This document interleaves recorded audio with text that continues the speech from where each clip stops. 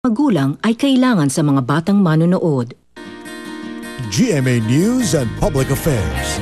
Walang kinikilingan, walang pinoprotektahan, walang kasinungalingan, serbisyong totoo lang. Klom manดัง jok jok jok jok krom krom.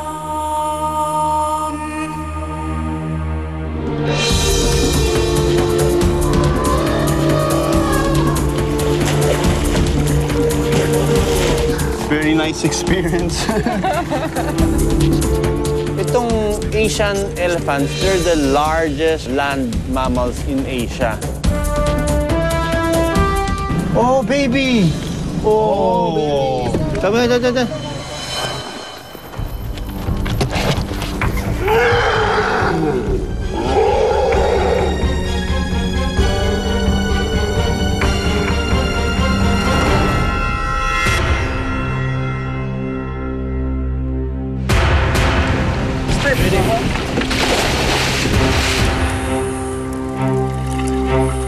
Siyempre para sa akin, nakakatakot siya kasi malalim na masyado kaya madilim na. Dagdagan mo pa yung fact na kulob siya,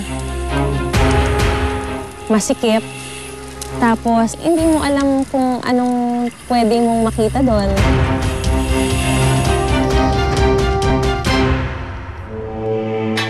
Mula Pilipinas, sasadyain ang Chiang Mai, Thailand.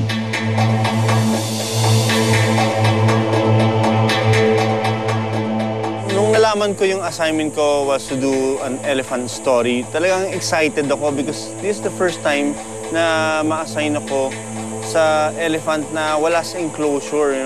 Pagdating namin doon, ang tanong ko is, like, how long is the travel from Bangkok to Chiang Mai? Kasi ang pupunta namin is a place called Lampang. And yung maraming conservation areas pala doon. Umaga pa lang, kita mo busy na.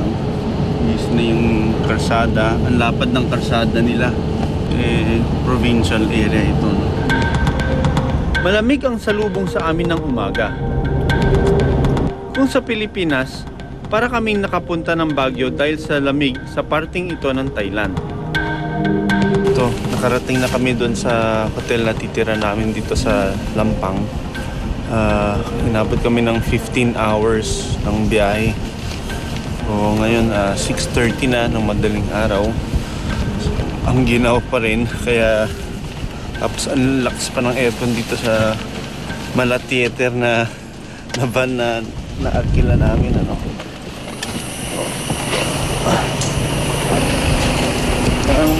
Parang mas malamig dito kaysa sa Cambodia.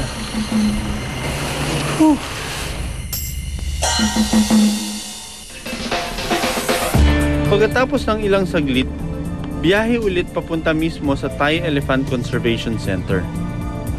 Hindi namin inaasahan na ganito kalamig pala dito sa Chiang Mai. Excited na ako makita yung mga elephants. Ang Thai Elephant Conservation Center ay tinatag noong 1993. Ito ang pinakamalaking conservation at rescue center sa buong Thailand. Nagbabahay ng mahigit 50 Asian elephants ang 120 hektaryang kagubatan. Layunin ng rescue center na mas ma-educate ang mga taong bumibisita sa center tungkol sa importansya na masagip ang mga elepante. Nakita namin yung mga lagoons, mga lake, and then yung mga signs, you know, the signs. Na-excite na naman ako dahil mayroong nakaturo Elephant Herb Garden, Elephant Cemetery. So that more or less gave me an idea kung ano yung nandun sa loob. Bago pa man ako pumunta dito sa Thailand, nagkaroon na ako ng malapitang engkwentro sa isang Asian elephant.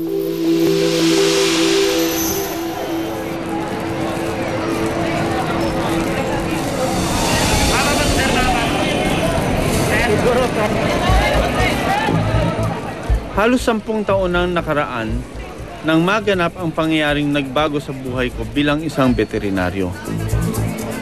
May 2003 nang mapabalitang may isang elepanteng nakawala at nakita sa May Kamuning sa Quezon City.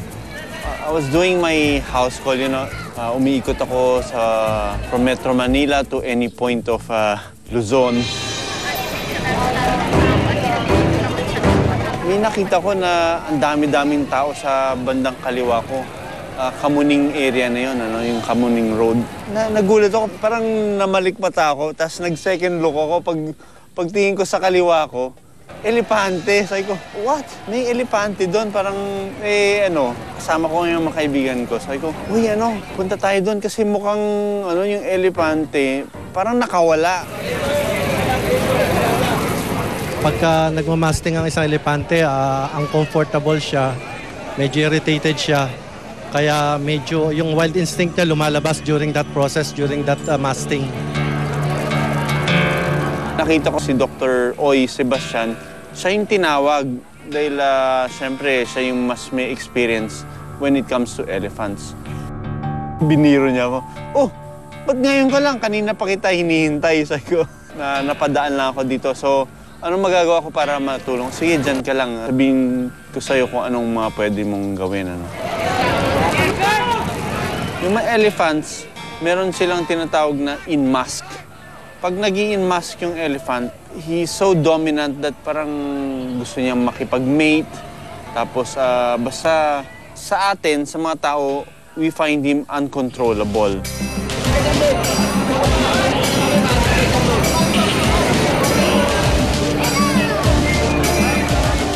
Si Doc Oy, meron siyang hawak na pole syringe. Itong pole syringe na ito, yun yung pang-sedate. And being a zoo vet, alam mo yung range ng pang-tranquilize sa kanya. Yung elepante na ito, let's name him si Kamuning. So nung nakita namin na gano'n na yung kondisyon niya, groggy na, parang any moment, babagsak na itong elepante.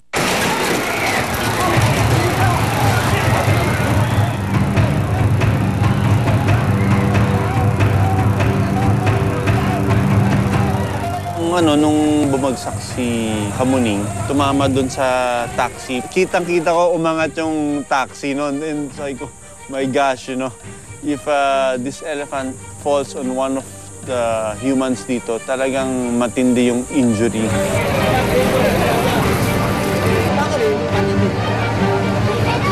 An elephant can weigh around 3,000 kilos to 4,000 kilos. And kung bumagsak itong elepanting to, how can we carry him into the long bed?